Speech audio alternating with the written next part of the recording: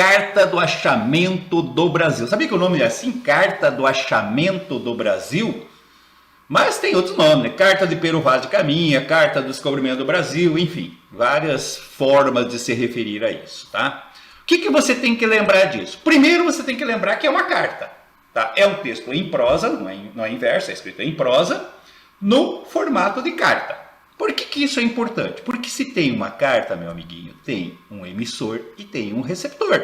Essa carta foi escrita por alguém e foi dirigida a alguém. Então você tem que saber, ó, quem escreveu a carta? Pero Vaz de Caminha. Pero Vaz de Caminha era um escrivão que ele estava a caminho de Calicut. Ele tinha sido nomeado para ser o escrivão lá em Calicut, lá na Índia. E aí, como ele estava no barco, né, na esquadra lá do Pedro Álvares Cabral, ele acabou fazendo então essa carta que virou o nosso primeiro documento histórico aí. Tá bom? Então, gente, pode ter uma pergunta em cima disso, né? Essa carta é escrita para quem? Para o rei de Portugal, que na época era Dom Manuel I. Beleza? Estrutura de carta. Lembre-se que você pode ter perguntas na prova que não sejam necessariamente de literatura. Eu já falei isso para vocês várias vezes. Você pode ter pergunta de interpretação de texto, por exemplo. Então aqui você poderia ter uma questão de gênero textual, tá? O gênero carta. Beleza? Fiquem atentos a isso. Voltando aqui para a Carta do Achamento, também você precisa perceber o contexto sociocultural. Então você tem que lembrar que esse texto foi escrito em 1500, bem quando os portugueses chegaram aqui mesmo. Dentro daquele processo do expansionismo marítimo, né? Daquela busca de riquezas, de poder nas viagens marítimas, né? Nas conquistas, aí, na exploração dos novos territórios descobertos. Beleza? Então, a busca de riquezas em novos continentes. Tem que ficar atento a isso. Quer dizer, esse era o contexto. Foi isso que motivou a vinda dos portugueses para cá. E aqui tem um detalhe, tá, gente? Eu tenho, inclusive, dois vídeos lá no meu canal com o Kaká, tá?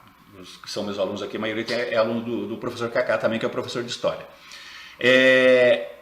E a gente conversa exatamente sobre isso. Né? Os professores de História hoje não tem mais aquela ideia de que o Brasil foi descoberto acidentalmente. Tá? E quando você lê a carta, isso é interessante, se você lê a carta tem 14 páginas, gente, é rapidinho para ler.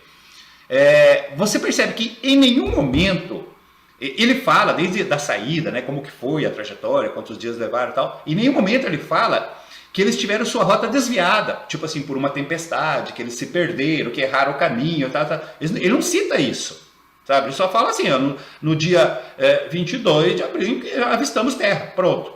Então aquela ideia de que eles sabiam que existia terra e que foi proposital, quer dizer, eles iam para a Índia, mas que eles fizeram um desvio proposital para tentar encontrar essa terra, parece a mais acertada. E isso movido por essa busca, né, de riqueza aí em novos continentes. Tá? O estilo da época é a literatura dos viajantes. Essa semana mesmo nós fizemos, né, a revisão lá da literatura colonial brasileira, né? E a nossa primeira literatura do século XVI, né? Isso aqui os anos 500, século XVI, era a literatura informativa, né? Dos viajantes, tipo a Carta do Pero Vaz de Caminha, ou a literatura dos jesuítas. Então essa aqui se encaixa na chamada literatura dos viajantes.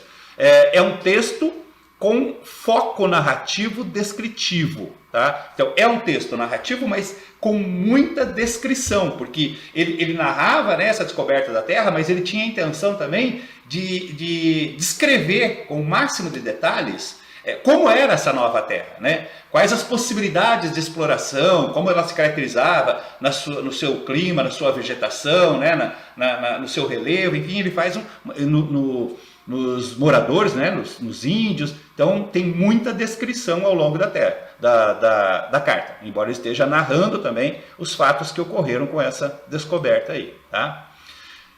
Importante, gente, esse texto mostra o primeiro contato com os índios brasileiros. Tá? Então aqui você percebe ao longo da carta uma visão preconceituosa sobre a nudez dos índios, os índios totalmente inocentes, né?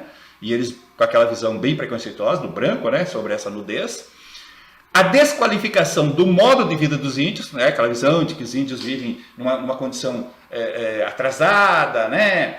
Não tem casas, não tem mecanismos de produção, não tem técnica. Então é uma visão bem desqualificadora do modo de vida dos índios, que é um modo bem mais natural, diferente do deles.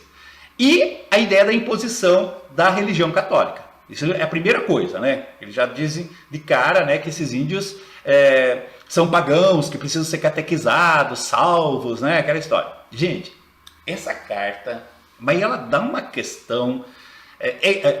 alguém perguntou aí sobre usar... acho que foi... A Juliana perguntou sobre os sonetos, né? Mas se for sobre os livros todos, por exemplo, a carta, para usar em redação, é uma maravilha, porque um tema que é sempre uma probabilidade é exatamente essa questão ecológica, né? E nesse último governo que nós tivemos, que ainda temos, mas está acabando, houve muito desse mesmo discurso, sabe? Não, nós vamos ajudar o índio. Nós vamos lá, vamos explorar o ouro, mas é para ajudar, para trazer eles para a modernidade, para dar para eles celular, para dar para eles tênis Nike, não sei o que. E ninguém pergunta se o índio quer ou não isso, tá? Então, vamos impor a nossa cultura, vamos impor a nossa religião. Nós continuamos fazendo isso hoje, né? Mais de 500 anos depois, continuamos fazendo a mesma coisa, o discurso não mudou. Então, isso dá uma questão, né? Uma questão, por exemplo, interdisciplinar, uma questão associada com história, com filosofia, até com a própria geografia, né? Como é hoje a realidade, né? Da região brasileira, dos índios, e como que era naquela época. Enfim, gente, tem muita coisa para cobrar e não precisa ser apenas literatura, não. Tá? Fiquem atentos a isso. E, finalmente, a carta também mostra muito a avaliação das possibilidades de exploração da nova terra. Né? Eles ficam toda hora tentando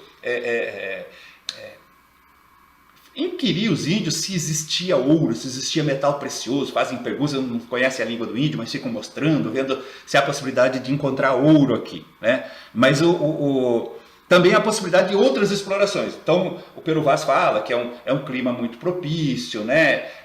Uma terra muito fértil e tal. Então, fica claro, né, que o objetivo era exatamente as riquezas, explorar essas riquezas aí. Tá? Olha esse fragmento que eu peguei aqui, ó. Dá uma olhadinha, ó. Parece-me gente de tal inocência, é o Pero Vaz falando dos índios, parece-me gente de tal inocência que, se nós entendêssemos a sua fala e eles a nossa, seriam logo cristãos, visto que não têm nem entendem crença alguma, segundo as aparências. Ou seja, ele fala assim, vai ser fácil de trazê-los para a religião cristã, porque eles não têm crença e tal. Eles desconsideram as crenças dos índios ali. E, portanto, se os degredados que aqui hão de ficar aprenderem a sua fala e os entenderem, não duvido que eles, segundo a santa intenção de Vossa Alteza, se farão cristãos e hão de crer na nossa santa fé, a qual praza a nosso Senhor que os traga, porque certamente esta gente é boa e de bela simplicidade. Imprimir-se-á facilmente neles qualquer cunho que lhe quiserem dar. Tá? Então, tipo assim, vai ser fácil de conquistá-los, vai ser fácil de impor a nossa cultura, de impor a nossa religião. Eles tinham já essa ideia, né? E nem questionam se os índios queriam isso ou não. Outro detalhe que eu queria chamar a atenção, eles falam assim, ó, os degredados que aqui ficarão. Né? Onde é que ele fala isso aqui? Eu vi isso aqui. E, portanto, seus degredados que aqui hão de ficar. Degredado, gente, eram marginais, eram pessoas que tinham problemas com a lei lá em Portugal e que eram degredados para as colônias. Ou seja, era uma forma que eles tinham de punir esses malfeitores, expulsando-os para as colônias. Então, quando Pedro Álvares Cabral passou aqui, ele já deixou 2 degredados que eram para ir lá para a Índia, mas que acabaram ficando aqui. E ficou também mais um lá, um ou 2, não lembro, a carta fala que ficou por vontade própria, para viver entre os índios. Tá? Foi assim que começou, né, digamos, a população brasileira, porque obviamente que eles acabaram aí se envolvendo com as Índias, né, e nascendo aí os primeiros brasileiros frutos dessa mistura inicial aí. Beleza?